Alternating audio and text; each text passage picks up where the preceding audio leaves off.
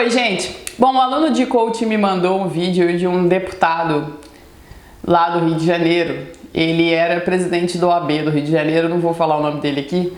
Ele era presidente da OAB quando eu peguei a minha OAB lá no Rio. E ele já tinha um discurso na época. O discurso da época dele eu achava até bacana, que ele dizia que ele tinha preocupação com os promotores e juízes não terem tanta experiência assim na área jurídica. Isso porque os 3 anos de atividade jurídica que a gente sabe, segundo a resolução do CNJ e do CNMP, são aquelas petições que você tem que assinar por ano, X número de petições que você assina por ano, você comprova por meio de um certificado que o cartório te dá. E não quer dizer muita coisa, né? Porque muitas das vezes a pessoa pede para o amiguinho que é advogado, coloca o meu nome lá para eu assinar só para constar, ou então faz uma pós-graduação numa escola da magistratura, isso também conta. Então o sujeito não necessariamente tem uma experiência jurídica, até porque 3 anos ainda é muito pouco. Então isso eu concordava com ele. O Paulo de Bessa Antunes, que foi o meu chefe lá no MPF, ele sempre falou isso para mim, assim, ele sempre criticou o fato da faculdade de Direito no Brasil ser a primeira faculdade, ao contrário dos Estados Unidos, em que o sujeito faz o direito como uma segunda faculdade, ele faz mais maduro. Ele sempre criticou o fato de uma criança de 18 anos ingressar na faculdade de Direito, se formar com 22, 23 anos e não ter maturidade suficiente para lidar com uma matéria jurídica. Isso eu até concordava, acho que de fato um juiz tem que carregar toda uma bagagem jurídica para ser juiz. Porque às vezes você vê um juiz muito pró-fazenda, às vezes você vê um juiz muito contra a fazenda, às vezes você vê uns erros gritantes, mas porque é uma falta de experiência ali. Daí eu já estou formada há 10 anos, então em 10 anos de formada você acaba analisando com mais frieza determinadas situações, e quando você vê que o juiz não tem tanta bagagem assim, tanta experiência assim, ele acaba cometendo algumas coisas, alguns deslizes, até mesmo sentenças ultra petita, né? E se você não imagina que vai ver, mas você acha que é só algo que está ali no livro e você não vai ver na prática, mas você vai olhar, né? Vamos entrar com embargos aqui para ver se dá uma corrigida assim, um erro material meio que grosseiro. Mas enfim, é o que acontece no nosso sistema, não dá para avaliar se de fato um juiz com 50 anos de formado é melhor do que um juiz que tem apenas 3 anos de formado, né? Isso não se avalia dessa forma. Já vi muito juiz novo cometendo equívoco, mas também já vi muito juiz novo sendo brilhante. Só que nesse vídeo, esse ex-presidente da OAB Rio de Janeiro, né, que virou parlamentar, ele fez um comentário preconceituoso com relação às duas instituições, aos membros das duas instituições, MP e magistratura. Ele não chegou a mencionar todas as instituições, não. Então não me senti ofendida ali. Mas achei preconceituoso o vídeo que ele fez, porque ele disse o seguinte, que os concursados, eles são filhos de pessoas economicamente abastadas e que eles são adestrados para passar no concurso, porque eles têm dinheiro, os pais vão adestrar para passar no concurso, através de vários livros e cursos caros, e acaba que o MP e a magistratura estão do jeito que estão.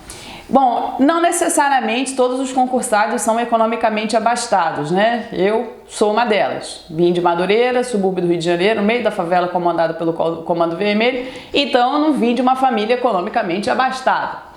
Mas, mesmo aqueles que são economicamente abastados, até porque eles não têm culpa de nascer numa família economicamente abastada, eles não são adestrados para passar no concurso público.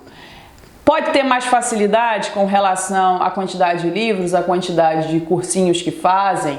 Sim, podem ter, mas isso não é garantia de sucesso, né? Como eu já falei em vários vídeos aqui, há uma série de fatores que fazem com que você passe num concurso público.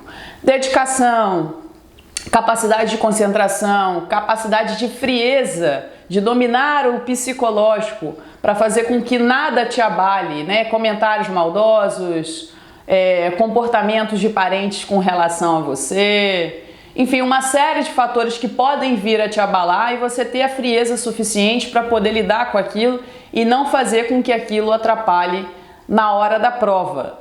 Então não é o rico que é menos inteligente ou o pobre que é mais inteligente, não é porque o rico tem mais condições ou o pobre tem menos condições. Porque quando eu ainda fazia pré-vestibular, né, lá no meu cursinho, lá em Madureira, ou seja, uma série de professores na mesma situação econômica que eu, eles tinham mania de falar assim, pobre não passa para direito. Se esqueça, quem passa para direito é aluno do Santo Inácio, do Santo Agostinho, que eram colégios, né, devem ser um dos melhores colégios do Rio de Janeiro até hoje, e eles que passam para direito, pobre não passa para direito. E eu fui lá e quis fazer diferente. E eu lembro de uma cena engraçada que quando eu estava esperando para a matrícula lá na UF, né, eu fiz Federal Fluminense, eu estava lá com o meu diplominha de ensino médio de escola pública na mão e o sujeitinho do lado estava lá com o diploma dele do Santo Inácio, o brasão dourado e tudo mais. Então assim, não é que eu sou mais inteligente ou menos inteligente, ele é mais inteligente ou menos inteligente. É a capacidade de você realmente se dedicar àquilo, de você estudar, de você se preparar para aquilo e acabar sendo aprovado, seja no vestibular ou seja no concurso público. E o que você faz da sua vida profissional depende única e exclusivamente de você, que é a partir do momento em que você veste talar, né, a toga da magistratura ou do Ministério Público, ou quando você senta na cadeira da advocacia pública ou da defensoria pública, em que você vai atender todos aqueles hipossuficientes que dependem de você e são pessoas que realmente acreditam em você. O que você faz da sua vida profissional depende da sua capacidade de maturidade, de raciocínio, de olhar para si e perceber o quão importante você é para a sociedade. Porque servidor público, o significado disso é servir ao público, independente de que autoridade pública você seja. Então tem que ter maturidade nisso. E isso não depende da sua vida passada, não depende do seu currículo pessoal. Depende única e exclusivamente de você ter maturidade naquele momento. Então, querido ex-presidente da OAB Rio de Janeiro, mude um pouco essa visão preconceituosa. Pode ser que você esteja irritado com algum promotor ou com algum juiz, né? Tem decisões aqui da Justiça do Trabalho que a gente fica para morrer. A gente critica muito aqui, mas de forma alguma eu nunca critiquei um juiz do trabalho, um desembargador do trabalho, por ele ser economicamente abastado ou não. Mas porque realmente na vida profissional dele ele não está agindo, pode ser que ele não esteja agindo pró-fazenda e portanto aquilo me abale, né? Mas eu acho que o discurso não tem que cair para o lado do econômico, né? De quem é mais inteligente ou menos inteligente, porque a vida é feita de diferenças, né? A nossa capacidade de lidar com elas.